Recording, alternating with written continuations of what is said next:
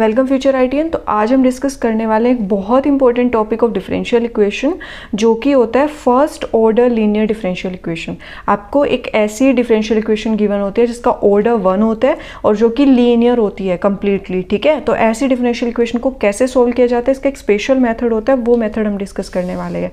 तो सबसे पहले तो जो फर्स्ट ऑर्डर की लीनियर डिफरेंशियल इक्वेशन होती है उसका जो जनरल रिप्रेजेंटेशन होता है वो होता है आपका dy/dx प्लस में py is equals to q। इसको एक और तरीके से रिप्रेजेंट करा जाता है, वो होता है dx/dy प्लस में px is equals to q। ये दोनों आपके पास आ सकते हैं। यहाँ पे x और y वेरिएबल में इक्वेशन गिवन है, ठीक है, x और y फॉर्म में, और यहाँ पे भी x और y फॉर्म में। बट फ़र्क ये है, यहाँ पे आपका y का डेरिवेटिव दिया हुआ है विद रिस्पेक्ट टू x, मतलब y जो है वो आपका डिपेंडेंट वेरिएबल है और x जो है वो इंडिपेंडेंट वेरिएबल है। यहाँ पे आपका उल्टा है, x जो है वो डिपेंडेंट वेरिएबल ले रहे हैं और y जो है वो इंडिपेंडेंट वेरिएबल ले रहे हैं। अगर पहले मैं इस टाइप की इक्वेशन को लेके आपको बता देती हूँ। अगर इस टाइप की इक्वेशन आपको गिवन है जिसमें dy/dx प्लस में py is equals to q दे रखा है, तो यहाँ पे आपको ध्यान रखना है जो p और q होंगे ये दोनों के दो फंक्शंस होंगे, फंक्शंस ऑफ x ओनली। दोनों के दो जो फंक्शन हैं वो सिर्फ x की फॉर्म में होंगे, ठीक है।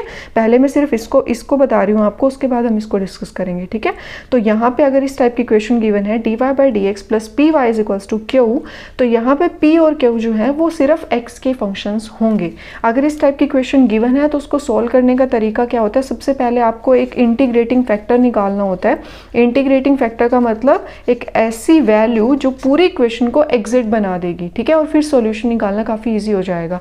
तो इंटीग्रेटिंग, अगर किसी को नहीं पता इंटीग्रेटिंग फैक्टर क्या होता है तो प्लीज़ आप जाके मेरी पिछली वाली वीडियो देखिए जिसमें मैंने इंटीग्रेटिंग फैक्टर के बारे में काफ़ी कुछ बताया हुआ है। वहाँ से आपको अंदाज़ा हो जाएगा कि इंटीग्रेटिंग फैक्टर एक्चुअल में होता क्या है। तो सबसे पहले अगर इस टाइप की क्वेश्चन गिवन हो तो इंटीग्रेटिंग फैक्टर कैसे निकलता है वो मैं आपको बता देती हूँ।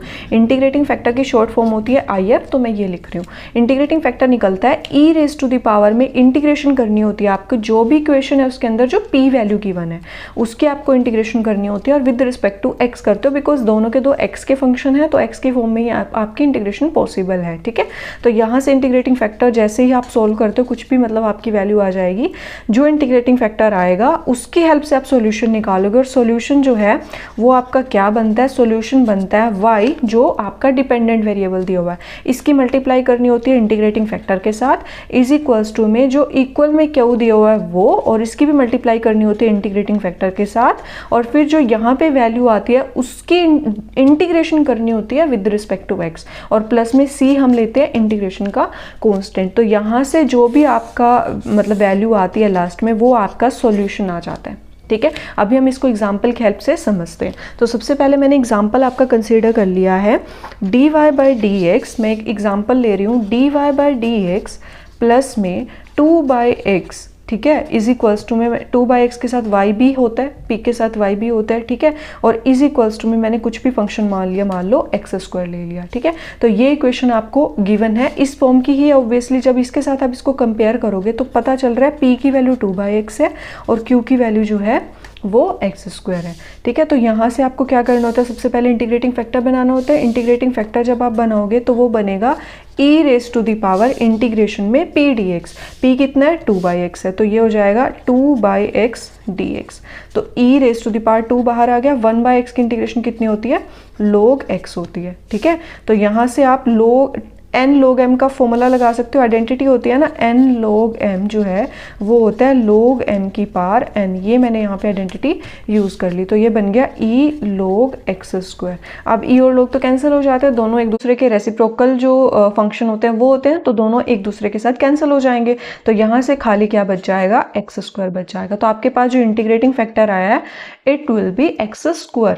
अभी इंटीग्रेटिंग फैक्टर आ गया, फिर सोल्यूशन कैसे निकलता है, सोल्यूशन निकलता है इस फॉर्मूले की हेल्प से। तो मैं यहाँ पे सॉल्यूशन निकाल लेती हूँ। सॉल्यूशन के लिए देखो y करना है, साथ में इंटीग्रेटिंग फैक्टर मतलब x² लेना है, बराबर में q कितना, x² और इंटीग्रेटिंग फैक्टर मतलब x² मल्टीप्लाई में लेना है, इंटीग्रेशन करनी है dx प्लस में c is the constant of integration.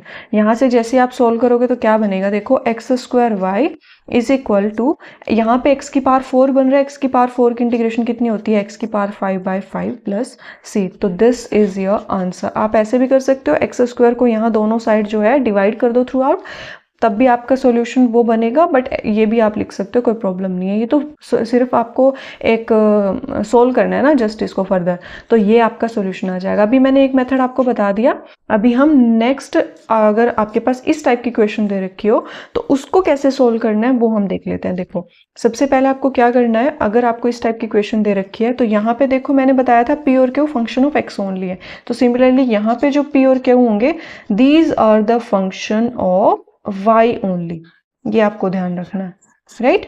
अभी दोनों के दो y के फंक्शंस हैं अगर, तो आपको क्या करना पड़ेगा, जो इंटीग्रेशन फैक्टर बनेगा वो क्या बनेगा, e p dy, ठीक है, सिंपल y की फॉर्म में है अगर तो इंटीग्रेशन y की फॉर्म में ही करनी पड़ेगी।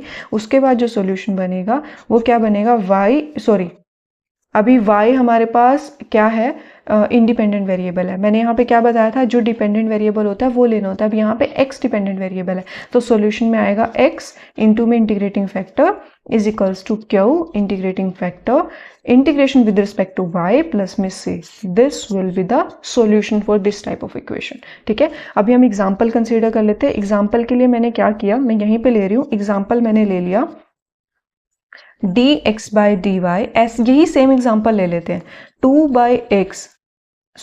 बाई वाई, p आपका y का फंक्शन होगा, यहाँ पे x और बराबर में q आपने ले लिया, फॉर एग्जांपल मैंने y आपका q ले लिया। अब देखो p और q दोनों के दो y के फॉर्म में हैं, तो हम लीनियर फॉर्म यहाँ पे मतलब लगा सकते हैं, ठीक है, कोई प्रॉब्लम नहीं आएगा। तो यहाँ से p हो जाएगा, अगर मैं कंपेयर करूँगी उसके साथ, तो p हो जाएगा 2 बाई वाई और q हो जाएगा यहाँ पे y। p और q दोनों मिल गए। अब क्या करना है, इंटीग्रेटिंग फैक्टर निकालना है। इंटीग्रेटिंग फैक्टर जैसे ही निकालूंगी तो बनेगा e raise to the power integration of 2 by y d Y.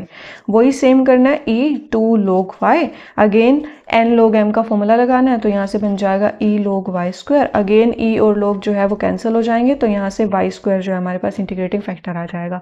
उसके बाद सॉल्यूशन क्या बनेगा, सॉल्यूशन वही बनेगा जो पहले बना था, यहाँ पे भी देख लो, x और साथ में इंटीग्रेटिंग फैक्टर y स्क्वायर बराबर में q कितना दिया हुआ है हमें, q दिया हुआ है y, तो यहाँ से हो जाएगा y और y square d y plus में c is the integration constant. तो यहाँ से हो जाएगा x y square is equals to y की पावर 3 है, तो यहाँ पे हो जाएगा y की पावर 4/4 प्लस c। तो यहाँ से जो है x बराबर, या तो आप ये करो y स्क्वायर के साथ डिवाइड कर दो, तो ये बन जाएगा y स्क्वायर बाय 4 प्लस में c y की पावर -2। तो दिस इज योर आंसर, ठीक है, of this type of equation. तो ये हमारा लीनियर फर्स्ट ऑर्डर की डिफरेंशियल इक्वेशन होती है, जिसको हम इस तरीके से सोल्व करते हैं। आई होप आपको समझ आया होगा कि इस टाइप की इक्वेशन को कैसे सोल्व करना है। इसी के बेसिस पे एक और टाइप की इक्वेशन होती है, बर्नौलीज इक्वेशन, जिसको हम नेक्स्ट वीडियो में डिस्कस करने वाले हैं। तो अगर आपको वीडियो ठीक लगी है तो please like my video, share with the friends who actually need it, and subscribe my channel. Thank you so much for watching the whole video. Thank you so much.